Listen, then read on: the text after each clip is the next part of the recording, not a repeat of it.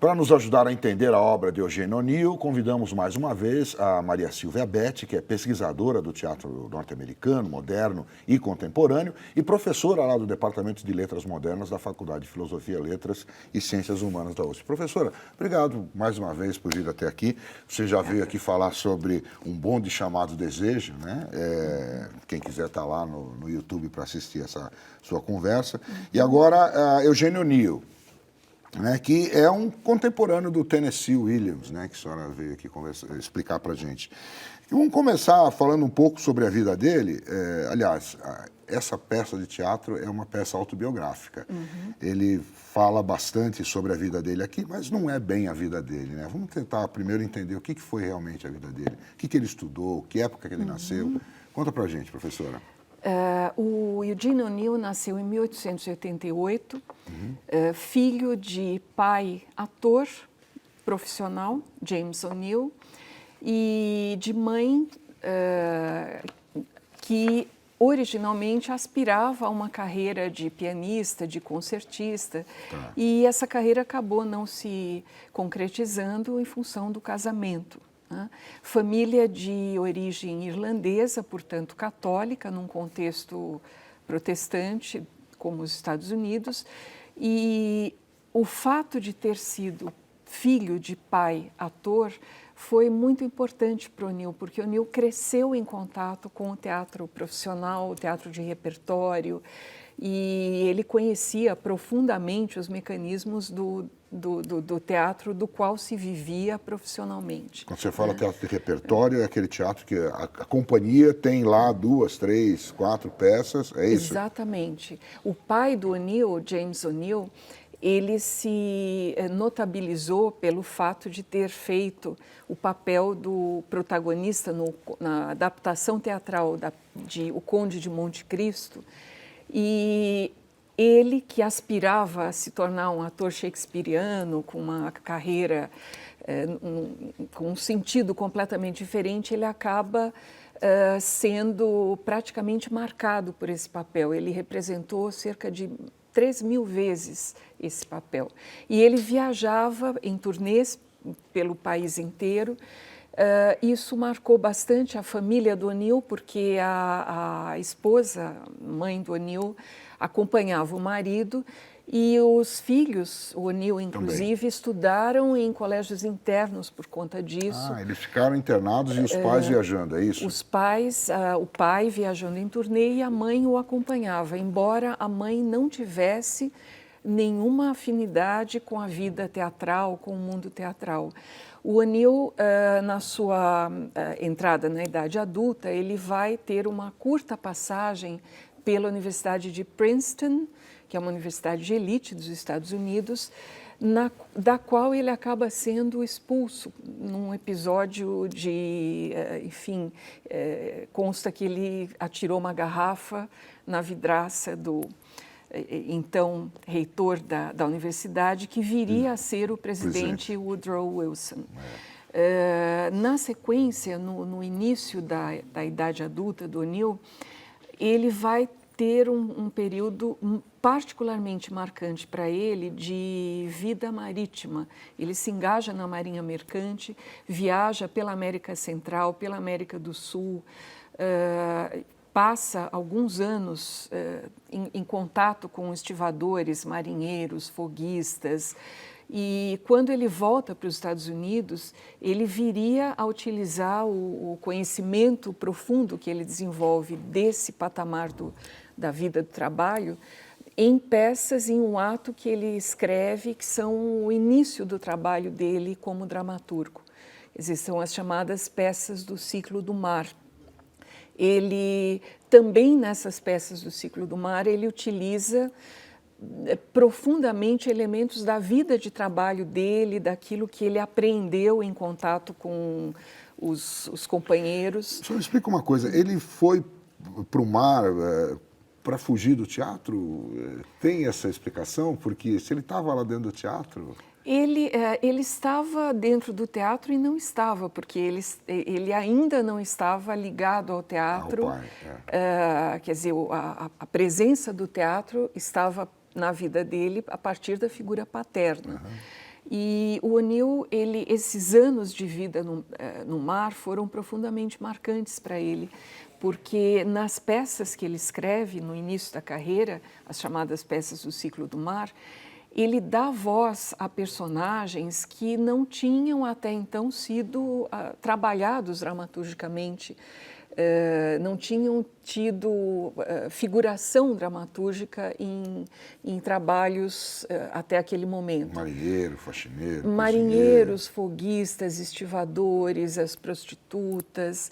E ao fazer isso, o O'Neill ele está fazendo duas coisas importantíssimas. Por um lado, ele está participando de um momento que é quase que um momento de fundação da moderna dramaturgia dos Estados Unidos. Os Estados Unidos, até o final do século XIX, não tinham uma tradição de dramaturgia, ele tinha um teatro comercial extraordinariamente forte, florescente, consolidado, mas não tinha uma dramaturgia digna desse nome, que representasse o país do ponto de vista do texto dramatúrgico.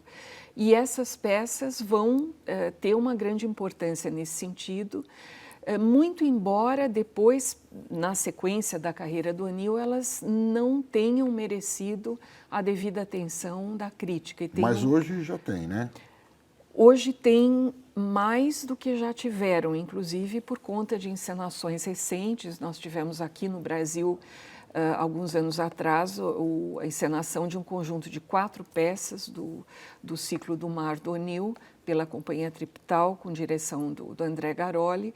Quer dizer, elas têm mais visibilidade hoje do que já tiveram, mas as peças centrais para quem estuda o O'Neill, e elas continuam sendo o grande ponto de referência, são as peças que ele escreveu a partir de meados da década de 20, quando ele dirige a sua atenção de autor para a tragédia.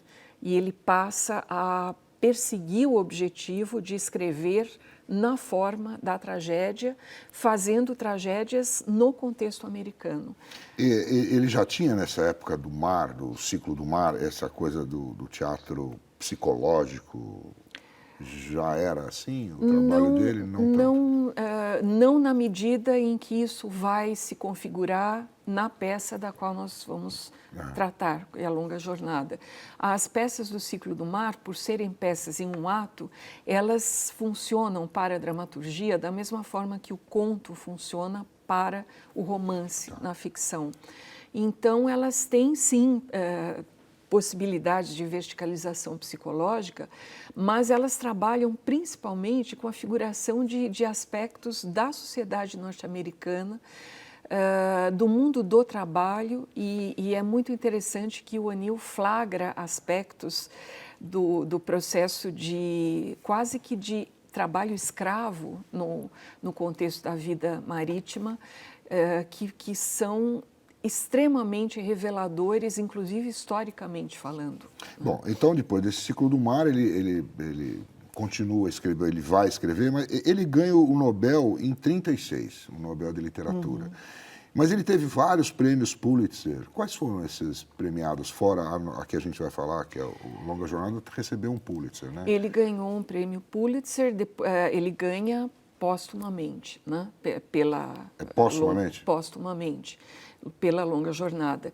O Nobel de Literatura vem em 1936, mas antes do Nobel de Literatura e na fase entre o retorno dos anos de vida marítima e o início do trabalho com a Fórmula da Tragédia, o O'Neill vai ter uma participação importantíssima em um grupo de atores, dramaturgos, intelectuais, os chamados Provincetown Players. Esse grupo se organizou em torno de figuras de grande importância na vida intelectual e boêmia daquele momento. Entre essas pessoas estavam John Reed, Louise Bryant, enfim, foi uma articulação de pessoas que viriam a ter um papel muito marcante, inclusive na renovação das práticas de trabalho dramatúrgico dentro de um coletivo que também encenava e discutia. O O'Neill foi o nome principal ligado aos Provincetown Players. Quando ele deixa os Provincetown Players, e os Provincetown Players começam em Provincetown, na cidade de Provincetown, e depois se deslocam para Nova York. E nesse deslocamento para Nova York, o O'Neill está começando a escrever as peças do ciclo expressionista dele. Então, ele vai escrever peças que foram particularmente marcantes, como, por exemplo, Todos os Filhos de Deus Têm Asas, O Imperador Jones, O Grande Deus Brown. E eu gostaria de chamar a atenção para o fato de que essas peças, particularmente Todos os Filhos de Deus Têm Asas e O Imperador Jones, foram peças extremamente significativas no sentido de terem dado ao nosso dramaturgo brasileiro Abdias do Nascimento a ideia de que no Brasil nós não tínhamos um teatro de dramaturgia que colocasse o protagonista negro. O Abdias do Nascimento assistiu a uma apresentação de O Imperador Jones em Lima, no Peru, e ele fica fascinado e escreve ao O'Neill, consultando e falando do desejo de encenar essa peça no Brasil. Isso vem a ser a origem do teatro experimental do negro. E o O'Neill abre mão dos direitos autorais, e as primeiras peças do teatro experimental do negro no Brasil foram justamente essas peças do O'Neill. Inclusive The Dreamy Kid, que foi o Moleque Sonhador. Depois, quando o O'Neill morre em 53, entre 53 e 54, o Teatro Experimental do Negro faz um grande festival e reencena essas peças. Quer dizer, foi um momento de grande importância também para o O'Neill no contexto brasileiro. Bom, a gente tem que entrar agora para falar um pouquinho, né? Sobrou ainda tempo para falar do texto. O texto que é considerado assim, o principal texto dele, né? Por que é principal? Não é porque é autobiográfico, né? Por conta da forma como ele foi escrito, não é isso, professor? O O'Neill, quando escreve Longa Jornada Noite Adentro, ele já era uma grande celebridade. Ele já havia recebido o Prêmio Nobel em 1936.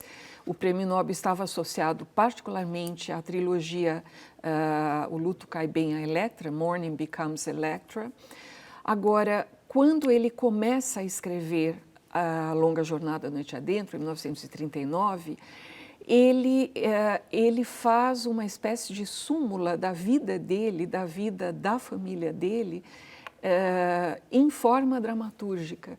E, ao fazer isso, o O'Neill, de certa forma, abriu determinadas comportas de trabalho para o que viria a ser a representação da esfera da subjetividade e da dimensão psicológica do universo familiar na dramaturgia. Quer dizer, do ponto de vista da forma, A Longa Jornada não é uma peça com progressão dramática. Ela não tem aquela linha ascensional que culmina no ápice, depois se desenvolve rumo a um desfecho.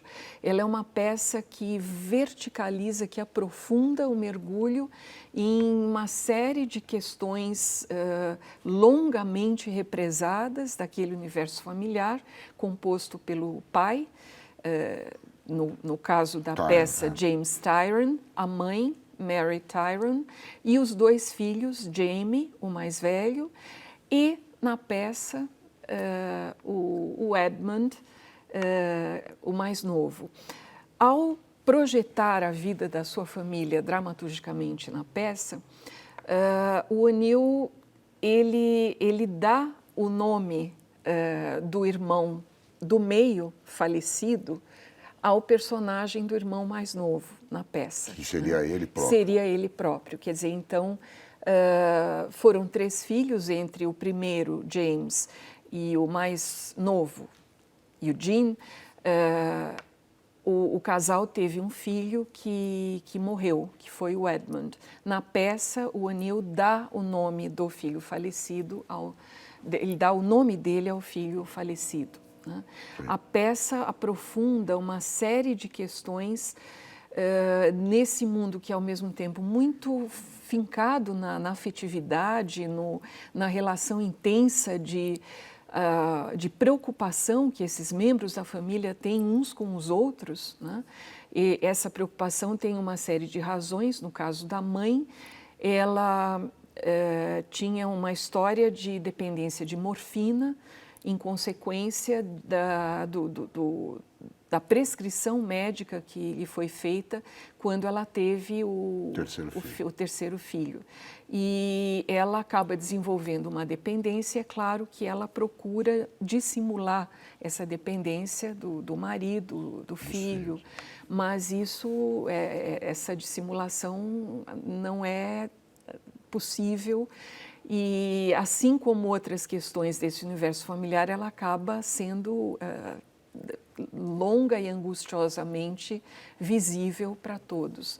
No caso do pai, o pai James Tyron na peça, assim como James O'Neill na vida real do O'Neill, um pai ator, também tendo aspirado a uma carreira de ator shakespeariano, mas tendo na prática desenvolvido uma necessidade de representar aquilo que o teatro comercial possibilitava. Agora, o papel Deixa eu pegar aqui o seu livro emprestado um pouquinho para a gente mostrar a capa para a câmera. O papel feminino aqui da Mary, a mãe dessa família, é fantástico esse papel, né? Esse que você tá falando, né, de que ela tinha uma dependência de morfina, e o Eugênio, ele descreve as cenas com ela. São cenas dificílimas para uma atriz. A gente tem aqui no Brasil foi representado pela Cacilda Becker. E, nesse caso, pela Cleide Diáconis, irmã da Cacilda, né, que está aqui na capa dessa edição que você trouxe, da editora Peixoto Neto. E teve um filme bastante famoso também, feito pela Katharine Hepburn, em 62. Depois teve outras refilmagens. Né? Katharine Hepburn, Ralph Richardson. Foi um papel particularmente feliz da Katharine Hepburn. A personagem da Mary Tyron é uma personagem fascinante, porque ela permite que a atriz trabalhe no aprofundamento tanto afetivo como também da questão social, da representação da mulher, uma mulher, no caso, que fez uma escolha ousada para uma pessoa da sua geração, de se casar com um ator que ela conhece como plateia, né, assistindo às matinês do teatro, e ela também de família irlandesa, católica, educada em colégio de freiras.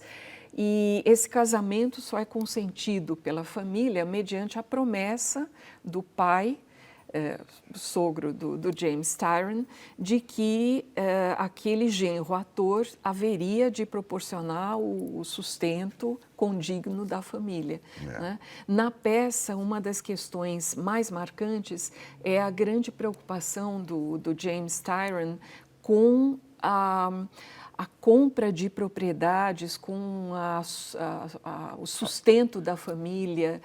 E isso é muito criticado, inclusive, pelos filhos, porque ele, como irlandês, imigrante, que vai para a América e que olha para a questão da terra como o valor maior de propriedade. Né? Aí o Eugênio coloca todas as questões que acho que estavam na sociedade na época, e dentro da família dele, transforma isso tudo numa salada dramática que é terrível, né? Você vai acompanhando, você não consegue se desligar daquela relação da família, e tudo se passa em um cenário relativamente simples, né? São algumas salas na mesma casa. Na verdade, tudo se passa na discussão, no texto, é uma peça de texto. A gente separou aqui um trailerzinho muito curto do filme de 62, com a Katharine Hepburn. Vamos ver se a gente consegue passar aqui para as pessoas, para a gente assistir rapidamente esse trailer. Está aí, olha. Está no telão. A gente consegue ouvir? Será? Não, né? é a Katharine Hepburn interpretando. Nós não temos o áudio aqui. Nós não temos o áudio aqui no estúdio, né, infelizmente. Mas tudo bem, aqui tem um exemplo, ela foi indicada ao prêmio de melhor atriz, acho que todos eles, né, foram indicados a prêmios do Oscar, os quatro, acho que ganharam um prêmio em Cannes, os 4 atores que fizeram esse espetáculo, porque é realmente bastante difícil, né? São papéis complicados, né? Eles vão se embriagando, é isso, ao longo da peça, professora? Eles estão na casa de veraneio da família, em New London, e é um dia de verão, de agosto de 1912. A peça se passa entre as 8h30 da manhã e a meia-noite. Quer dizer, a gente tem literalmente uma concentração tanto espacial como temporal. E ao longo desse dia, ao longo desse percurso de horas do qual a peça trata, a gente vai tendo cada vez mais o aflorar de uma série de questões não resolvidas, de mágoas, culpas, ressentimentos, que todos tinham com relação a todos os demais. Né? O pai, pelo fato de ter tido que abrir mão da sua carreira de ator shakespeariano ao casar-se. A mãe, pelo fato de ter aberto mão da sua carreira de pianista, idealizada e sonhada, e também de ter passado tantos anos acompanhando o marido nas turnês teatrais. E isso gera um trauma particularmente marcante, porque durante uma dessas turnês em que ela se ausenta, o filho, bebê, que ficou aos cuidados dos avós, contrai sarampo e morre, sem que ela estivesse ali. E esse é um trauma do qual ela não viria a se recuperar nunca, né? O filho mais velho, já a essa altura, quando a peça inicia, ele está num momento de crise, ele é um fracassado profissionalmente, um deslocado, ele envereda pela bebida e ele é acusado, inclusive pelos pais, de atrair o irmão mais novo, para o qual ele era uma espécie de ídolo, né, de tutor, de mentor intelectual. Ele é acusado de levar o irmão mais novo para as noitadas, a boemia, enfim. E o irmão mais novo está numa condição de saúde da qual não se fala, não se dá o nome. No final só no final se menciona, mas a questão da tuberculose, de que ele teria contraído tuberculose em decorrência desse círculo de boemia para o qual foi arrastado pelo irmão mais velho. Quer dizer, tudo isso é, na verdade, a vida do próprio Eugene O'Neill. Literalmente. Literalmente. Ele conta a vida dele aqui, né? Por esse motivo, ele havia deixado uma cláusula escrita pedindo que um determinado número de anos se passasse após a morte dele, e isso acaba não sendo necessário, o respeito a essa exigência acaba não sendo necessária, pelo fato de as pessoas todas já terem falecido. Quer dizer, quando o O'Neill falece, todos os outros membros da família também haviam falecido, e a Carlota Monterrey O'Neill, a viúva, autoriza, e a encenação acontece no contexto americano em 1956, direção do José Quintero, aqui no Brasil em 1958. Ele tem uma dedicatória aqui no começo para ela, que eu até gostaria de ler aqui, porque diz muito o que ele sentiu escrevendo isso aqui, né? Ele diz assim, né, no 12º aniversário de casamento deles, né, ele entrega para os originais dessa obra de velho sofrimento, escrita com lágrimas e sangue, né? Dom este que parece tristemente inadequado no dia que só se deveria comemorar, que é o dia do aniversário. Quero que seja ele uma homenagem ao seu amor e sua ternura, que me restituíram a fé no amor, que permitiu finalmente afrontar os meus mortos e escrever o drama. Escrevê-lo com profunda piedade, compreensão e perdão para os 4 angustiados Tyrone, que na verdade eram os O'Neill, não é isso? Os O'Neill, exatamente. Uma coisa extraordinária na peça, eu acho que é preciso ressaltar, é o fato de o O'Neill trabalhar nas rubricas do texto. Isso é verdade. Ele trabalha primorosamente cada detalhe do espaço cênico, da caracterização tanto física como psicológica das personagens, e com um grau de detalhamento tal que ele chega a descrever os títulos das obras literárias que estão na estante que pertence ao James pai e os títulos das obras que estão na estante do Jamie, filho mais velho. E isso é muito interessante porque ele constrói as personagens já a partir desse detalhamento. Então, a gente tem na estante do James pai, a gente tem as obras de Shakespeare, História da Irlanda, História do Império Romano, os grandes clássicos da literatura, enquanto que na estante do Jamie filho, a gente já vai ter Baudelaire, a gente vai ter os poetas vitorianos, que vão, inclusive, aparecer como declamação de poesia. Eles citam, né? Eles fazem uma espécie de duelo de citações literárias. Os poetas vitorianos, Wilde, Dawson, Swinburne, também os anarquistas, né? Kropotkin, Marx, os escritos de Marx, etc.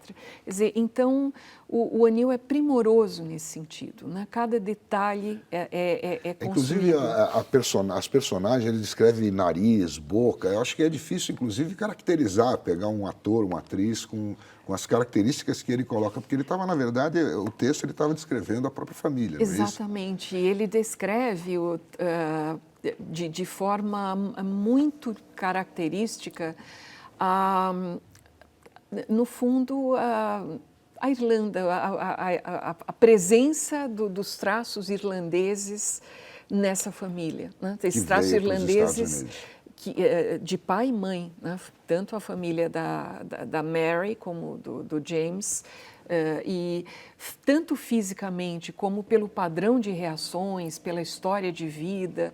Quer dizer, a gente tem uma representação muito grande dessa família nesse texto. Agora, a importância desse texto ficou sendo extraordinária para a dramaturgia moderna justamente por essa verticalização da matéria psicológica subjetiva e da figuração de algo que não poderia ser abordado pela dramaturgia convencional. É isso aí. Né?